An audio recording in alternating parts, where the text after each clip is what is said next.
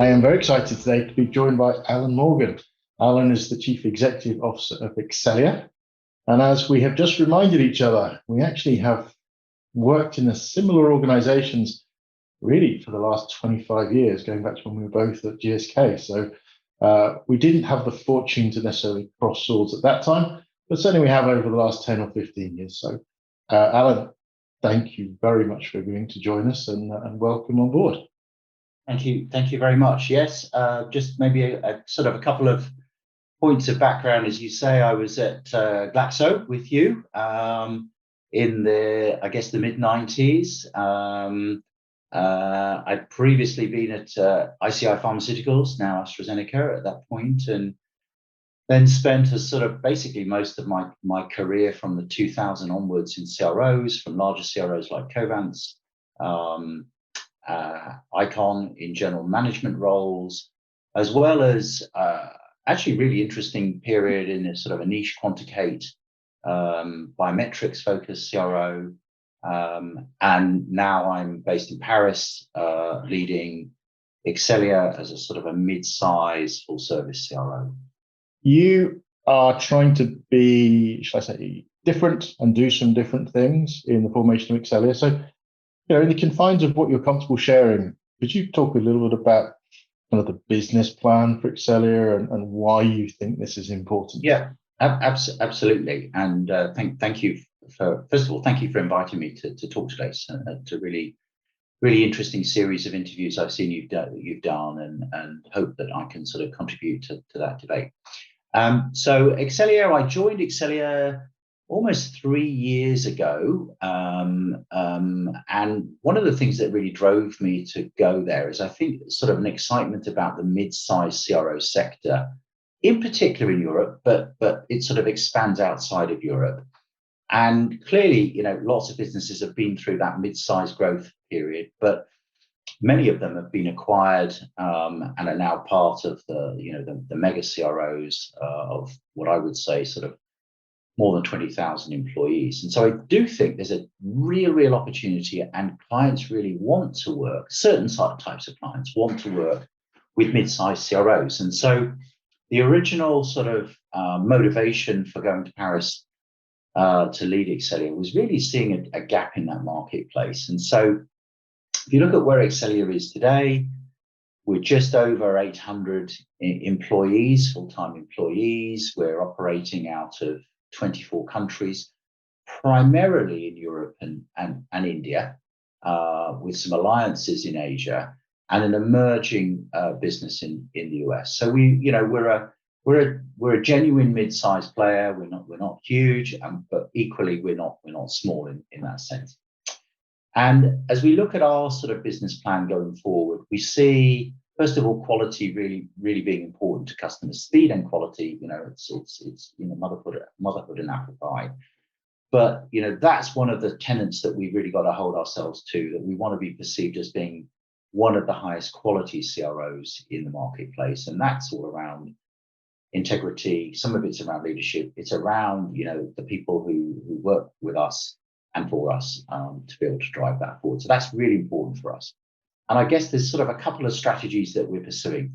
One is a center of excellence strategy, which is really around the non-clinical monitoring and project management activities. So we've really sought to build a lot of standalone strength in stats and programming, data management, pharmacovigilance, electronic trial master file is a really important part of that. Maybe we talk about Veeva a little bit later, but that's one of our touch points with Veeva, which is honestly, I've been trying to build a really powerful ETMF business for over 10 years, and Excelya has really provided a fantastic footprint to do that in collaboration with Veeva. And also medical writing, in fact, is really interesting at this point in the, if you like, in the cycle of outsourcing. Medical writing appears to be a super hot area today, and a huge demand for medical writing services, the whole breadth of medical and regulatory writing services across the board. And that's been a strong growth area for us. But honestly, we are recruiting very heavily all across the world at this point in time for medical writing for multiple clients. So centers of excellence where we can sell, if you like, standalone services potentially is really important for us. And there's a good chunk of our revenue base come from that. That's best in class. And obviously we seek, as we get good relationships with customers who maybe come to us for one service, to be able to introduce them to other services. Yep. Technology is important. We have a chief technology officer, and we recognize that technology is a really important enabling step, particularly around cost and speed in the marketplace. And so we are exploring a number of technologies. The business historically had invested in some of its own proprietary technologies, which I am divesting, and recognize that ultimately a business of our size can't sustain the investment necessary to really have state-of-the-art technologies, which is why we partner with larger businesses who've obviously got the ability to drive that.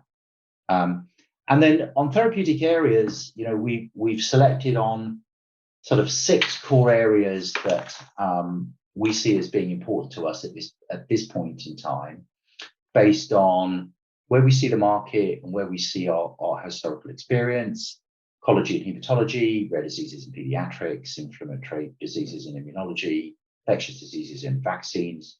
I think we're doing 6 COVID trials at the moment, pain treatments and late phase of real world evidence. So a reasonably broad brush of therapeutic areas to focus on. But clearly, as we take phase 2 trials into phase 3 or later trials, clearly the market demands that, our customers are demanding that. And we've got an increasingly in-house capability of medical experts to support that. But there's a broader network of other experts. And I think one of the facets of the marketplace today is the importance of patient advocacy groups and the relationship with patient advocacy groups, where actually it's really, really important for CROs and pharma companies to have fantastic connection with those sort of advocacy groups. And so they really help on that therapeutic build. And you look at organizations like Cystic Fibrosis Foundation in the US, for example, which is a really, really professional patient advocacy group, which has its own IP in the appropriate therapeutic area there as well. So it's got a lot of domain knowledge and expertise. And I think that's one of the facets of the changing market dynamics for everyone, is that the whole notion of access to patients in many respects, because of the diversity of global trials, means you really have got to be well connected to patient advocacy groups. And so I'm sure other CROs are diverting a lot of resources in terms of building those relationships on a professional and sustainable basis, because it gives us that insight into therapeutic areas. You mentioned patient advocacy, which is a topic dear to my heart. I think as an industry, we have used phrases like site centricity and patient centricity to the point of almost nauseum. And I don't always feel it's a real investment. I feel it's almost like a lip service statement. Yeah. It sounds like it means something very different to you. So perhaps I can ask you to peel back. Thank you. And maybe I'll be a little controversial here as well. I've had, my defense, maybe I've had too much coffee today. But first of all, in terms of the notion of siteless trials, and obviously there's been huge investment in a number of businesses, primarily in the US, around developing, and sometimes this is connected to sort of patient-centric approach, but it's really a siteless approach. Honestly, I think we all recognise that there's a place in the marketplace for that, and certainly in a hybrid model, but the market really hasn't moved in that way. And so when you look at today, where Excelya and many other businesses recruit patients, we continue to recruit patients through sites.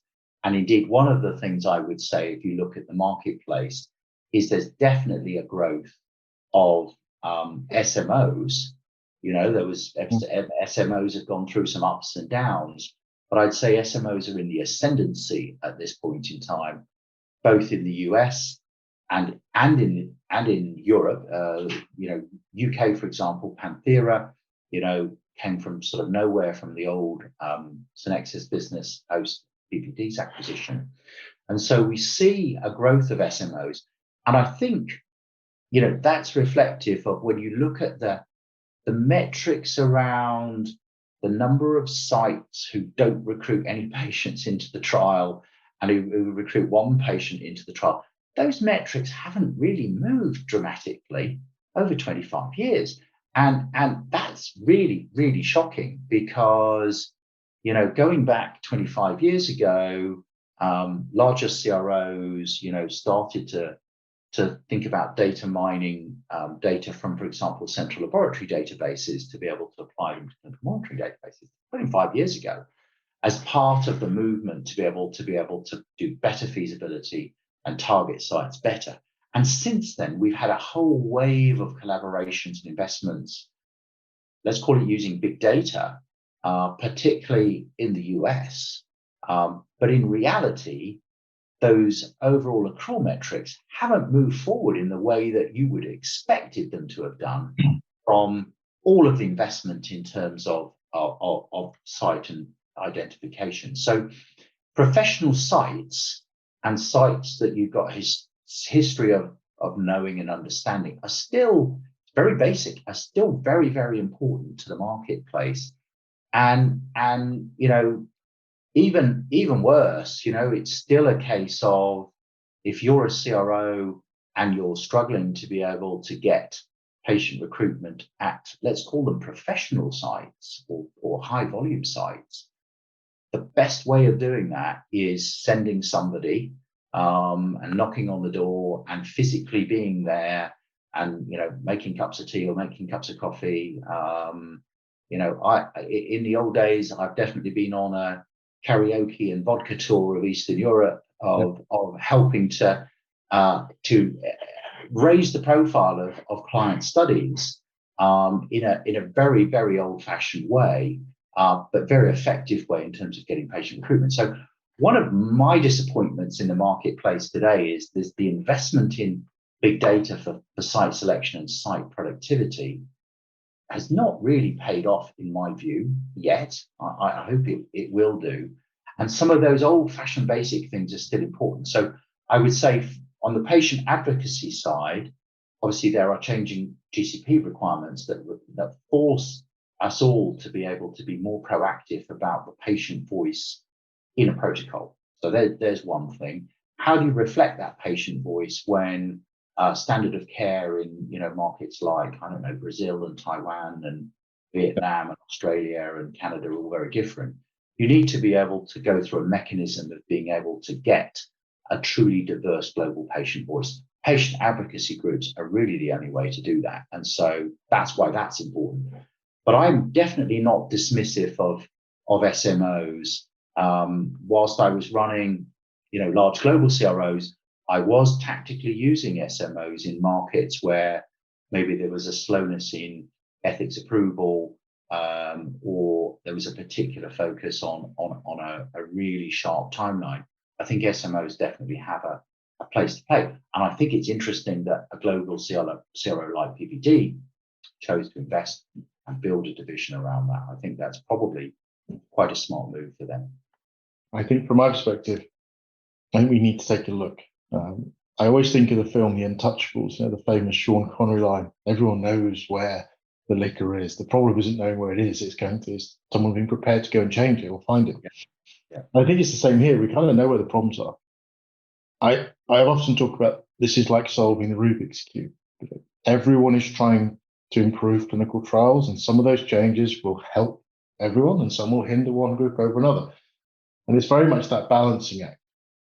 And I think the faster we all come together and have a very open and honest conversation about what can and can't be done, the better. But I do think it starts with listening. I think listening to patients, listening to the advocacy groups, listening to sites.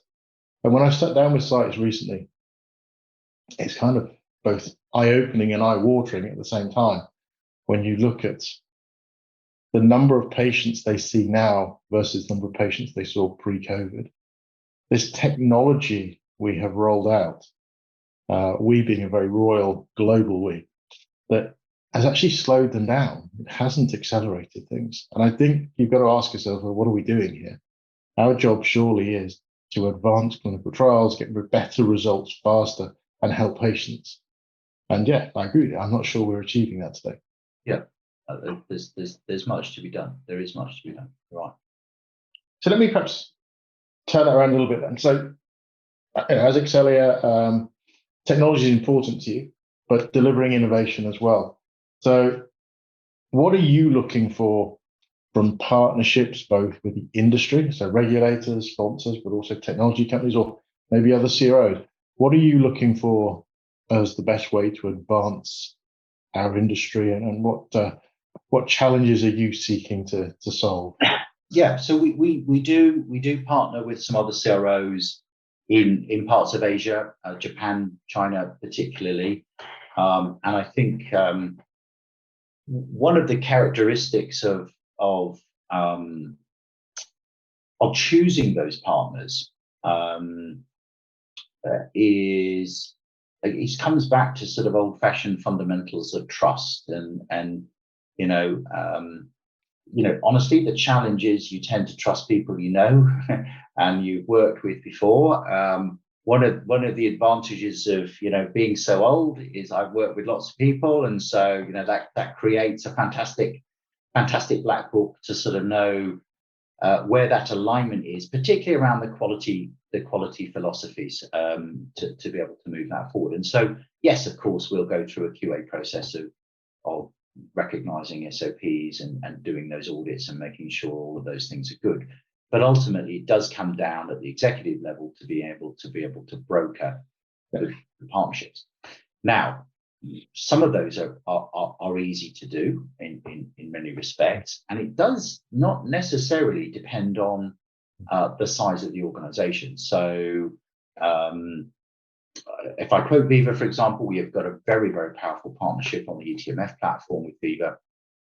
Been very helpful in helping to guide us as we developed a really quite attractive business model for our customers, potentially for Veeva's customers. And it's around the people that we've dealt with that, that's definitely advanced that beyond our expectations. Equally, I think one of the challenges around data today is compared to, let's say, 20, 25 years ago, is the proliferation of other data sources to be included in trials. Let's call them ePro type data, mobile data, whatever it might be.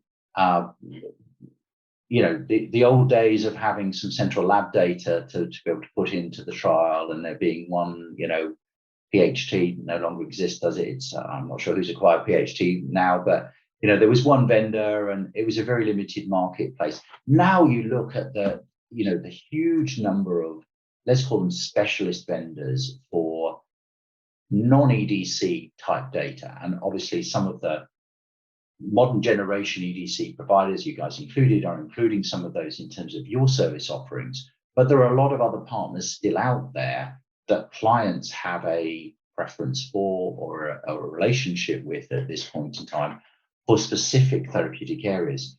And building relationships on that basis, where you've not got necessarily a lot of repeat business, it's maybe more study specific, can be very, very challenging for a CRO, whether it's a large CRO or a mid-sized CRO, where you need to sequence for interim database locks or database locks, you need to sequence the data coming in.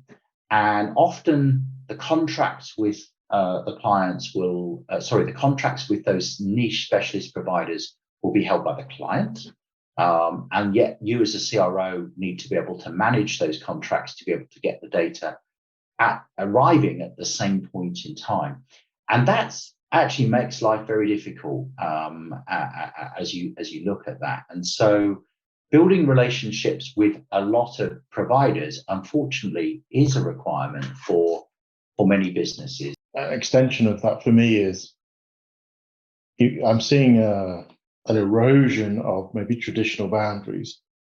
There's a shorter and shorter distance between competitors and partners as you go from one project to another. We don't do everything for everyone, like you. So a potential competitor today becomes a potential partner tomorrow. And I think having to invest that time to make sure we do things well and successfully together is important. It's why, to talk about Veeva for 1 second, it's why our number one corporate priority is do the right thing. Because if you go back to that, we'll find a way. It shouldn't be a contractual impediment to saying the success of customers has to come first. But it often seems to come down to, as you say, the right person calling the right person saying, come on, Yeah. intense. Yeah. Let's need some help. Yeah. Yeah. And honestly, it would be foolish to admit that things don't go wrong. Things obviously go wrong. Yep. It's a very, very complicated process. And as I say, from 20, 25 years ago, the number of data sources that we have to deal with, yes, there's massive advance from using, EDC, and we're no longer, taking 3 months to go from last patient, last visit to a database log, but nevertheless, the complexity of being able to properly include all data in a database. You actually look at some of the statistics as to why the FDA does not approve trials at first pass of submission. And it's quite frightening when you sort of see some of the basic things that are done wrong. And so, not collecting appropriately all of the data, you'd think was a basic, and yet you see that appearing in terms of statistics coming out as data is missing. And I can understand how that happens, because it's not just a case of a single data source or 2 data sources. There's multiple data sources cut at different points in time. The scenario really, the financial thing is, people say, well, we've got this database, it's clean, it's ready to be moved. And the number of things that fall out during the movement, we're going, well, that's not clean and that's not clean, and this data doesn't relate to this data. And it comes down to, and I think this is where I come back to your center of excellence idea, it comes down to true expertise of knowing the characteristics of the system. A decision you made once has a long-term impact downstream. And I think having that knowledge is so important, because when we come to do things that should be relatively simple, they get rapidly complicated because of a simple decision made at a one-off time. And I think that's so important to recognize. You mentioned data sources, and as a data manager, I have to ask, how do you see the data management strategy evolving in Excelya and others? Is it traditional data management, or is it becoming more and more data science? Or do you think there's another variant that we're not yet talking about? If we look at the history and we go back to, when you and I were both at GSK, honestly, data management was the poor relation in the hierarchy of clinical development at that point in time. And if I would been advising one of my children at that point in time, I would have been going, become a CRA sort of thing. Yep. And actually, what you see is a dramatic shift in that. And actually, as you, from a corporate perspective, you look at CROs with an overdependency on CRA activity, that is dramatically diminishing as the role of the data manager and the direct relationship with sites really changes, and they actually start to become custodians of the data.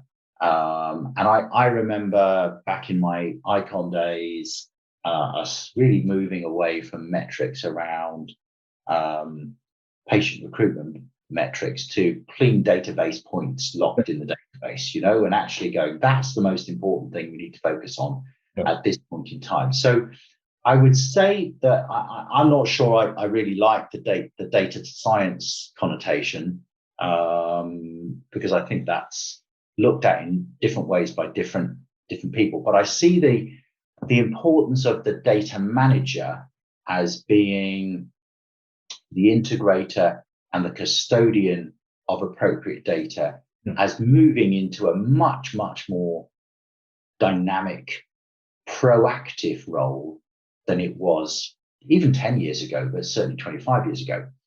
I guess the other element to say around that change is to note what we historically talked about as offshore activity, maybe India, maybe Far East and China and Asia. And I've definitely seen through my period in the marketplace a really, really dramatic shift from being India, let's pick on India particularly, from being a transactional, just do simple task activity, to obviously a growth in skill set there, as well as a cost base, to individuals who have got direct client-facing activity with customers in the United States and Western Europe, where those customers are talking directly to the data managers in India who are managing their data. That shift in the, let's call it the offshore data manager, has really, really changed as well, because technology's replaced a lot of the double data entry that we used to do. So we haven't got a lot of that anyway. Yeah. It's really around the smart management and manipulation of data. And I guess it's not so long ago that I was still doing double data entry. But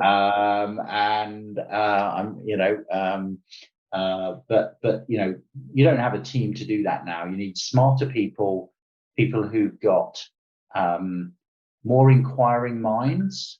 Think about the skill set of the team that you need to be successful. Today, it's definitely a really challenging, thought-provoking, proactive job. As you know, my final question is the one I ask everyone.